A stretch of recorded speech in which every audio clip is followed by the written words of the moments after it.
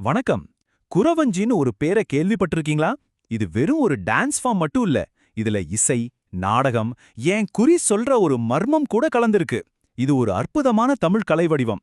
வாங்க, இந்த கலைக்குள்ள போய் அதுல என்ன இருக்குன்னு நாம இன்னைக்கு பார்க்க போறோம்.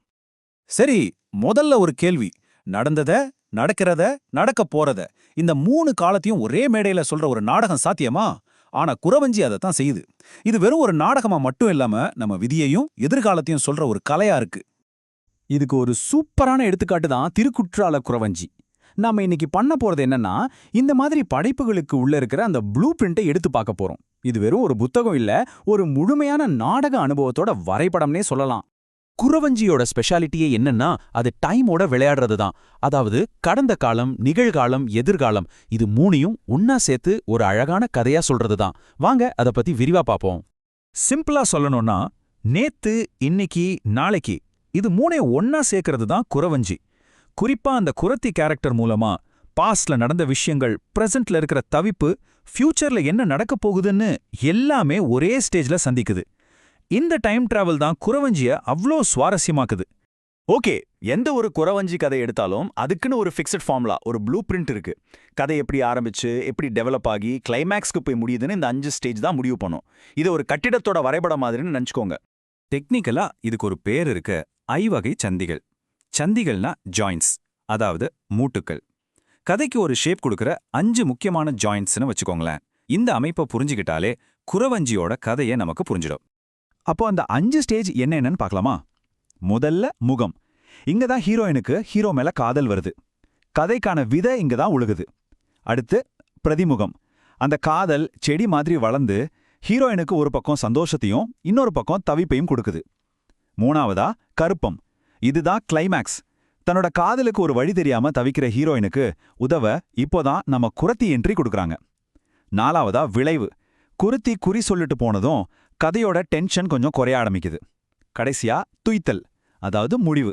ஹீரோ ஹீரோயின் சேர்றாங்க, குறத்தி அவங்க கணவர் கூட சேர்றாங்க. எல்லாம் ஹாப்பி எண்டிங். எவ்வளோ அழகா கோர்வையா இருக்கு பாத்தீங்களா? இந்த ஓமைய பாருங்களேன், எவ்வளவு சூப்பரா இருக்கு. நம்ம உடம்புல மூட்டியெல்லாம் ஒன்னா சேர்ந்துதான் ஒரு முழு உருவம் வருது. அதே மாதிரி இந்த 5 சந்திகளும் ஒன்னா சேர்ந்துதான் ஒரு முழு நாடகமே உருவாகுது. இதுதான் குறவஞ்சியோட கட்டமைப்புல இருக்கிற அழகு. சரி, ஸ்ட்ரக்சரை பத்தி பார்த்தாச்சு. இப்போ இந்த நாடகத்துக்கு உயிர் கொடுக்கிற கேரக்டர்ஸ் யாருன்னு பாப்போமா? குறவஞ்சியோட இன்னொரு அழகு என்ன தெரியுமா? ரொம்ப கம்மியான ஆனா பவர்ஃபுல்லான கேரக்டர்ஸ் வச்சு கதையை நகர்த்துறது தான். மலைநாட்டிலேருந்து வர்ற குறி சொல்லி குறத்தி, அவங்க கணவர் குறவன், கதையை நமக்கு சொல்ற கட்டியக்காரன், காதலுக்காக தவிக்கிற தலைவி, அவங்க மனச கவர்ந்த தலைவன். இவங்க 5 பேர் தான் மெயின். ஓகே, ஸ்ட்ரக்சர் இருக்கு, கேரக்டர்ஸ் இருக்காங்க. ஆனா இதுக்கு உயிர் கொடுக்கறது எது? 2 விஷயம்தான். ஒன்னு அதோட ஜாலியான உரையாடல், இன்னொன்னு அது காட்டுற விதவிதமான உணர்ச்சிகள். இந்த சிங்கன் சிங்க பேச்சை கொஞ்சம் கேளுங்களேன்.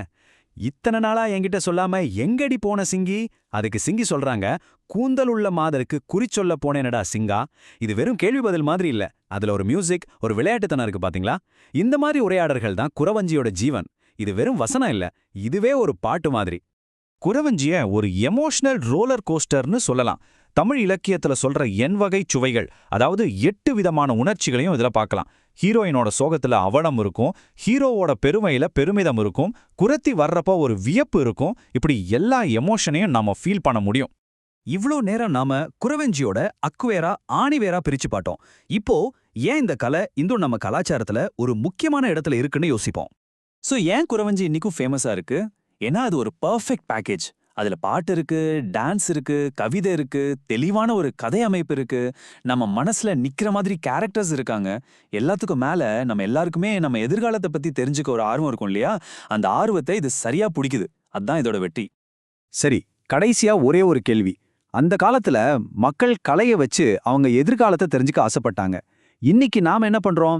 ஜாதகம் பார்க்குறோம், ராசி பலன் பார்க்குறோம், ஏன் ஆர்டிஃபிஷியல் இன்டெலிஜென்ஸ் கிட்ட கூட நம்ம ஃபியூச்சர் எப்படி இருக்கும்னு கேட்குறோம். அப்போ அந்த ஆசை மட்டும் மாறவே இல்லை இல்லையா? யோசிச்சு பாருங்க. இந்த விளக்கத்தை கேட்டதுக்கு ரொம்ப நன்றி.